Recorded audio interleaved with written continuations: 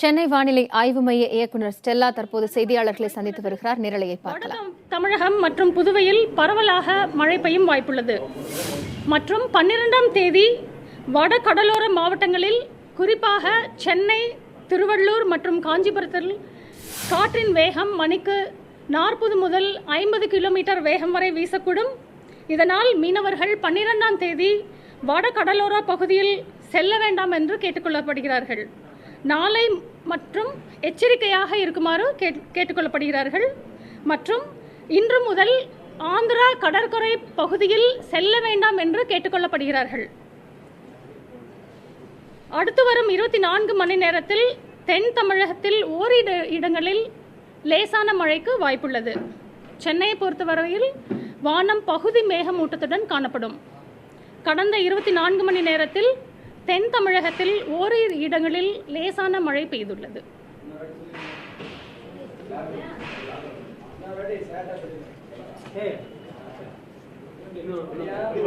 ஷார்ட்டா எப்படி சொல்ல முடியும்?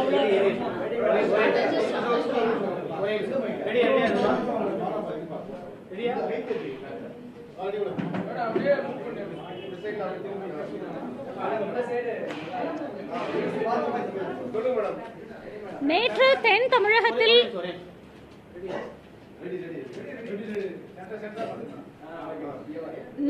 தென்கிழக்கு வங்கக்கடலில் நிலை கொண்டிருந்த வர்த் புயல் வடமேற்கு திசையில் நகர்ந்து மேலும் வலுவடைந்து கடும் புயலாக மாறி இன்று காலை 8:30 மணி அளவிலே நெல்லூருக்கு கிழக்கு தென்கிழக்கே சுமார் 880 கிலோமீட்டர் தொலைவில் மையம் கொண்டுள்ளது.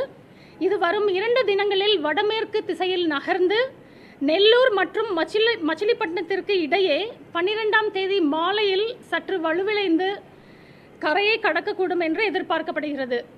இதன் காரணமாக வரும் 12ஆம் தேதி சென்னை, காஞ்சிபுரம், திருவள்ளூர் மற்றும் திருவண்ணாமலை மாவட்டங்களில் ஓரிரு இடங்களில் கனமழைக்கு வாய்ப்புள்ளது.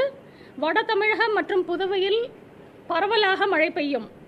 மற்றும் 12ஆம் தேதி வட கடலோர மாவட்டங்களில் குறிப்பாக சென்னை, காஞ்சிபுரம், திருவள்ளூர் ஆகிய இடங்களில் காற்றின் வேகம் மணிக்கு 40 முதல் 50 கிலோமீட்டர் வரை வீசக்கூடும்.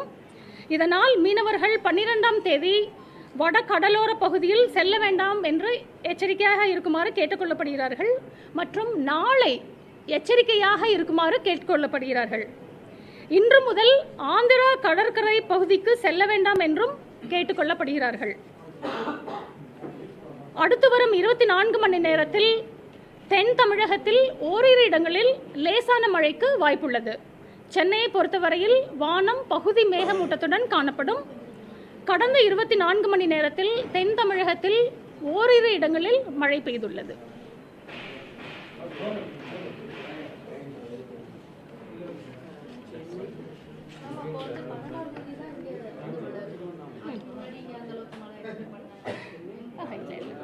லேசான மழை தான் இருக்கும்.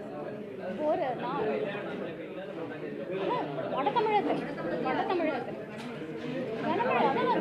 அந்தந்த ஃபியூ டிஸ்ட்ரிக்ட்ஸ் தான் சார் எல்லாத்துலேயும் கிழக்கு தென்கிழக்கு.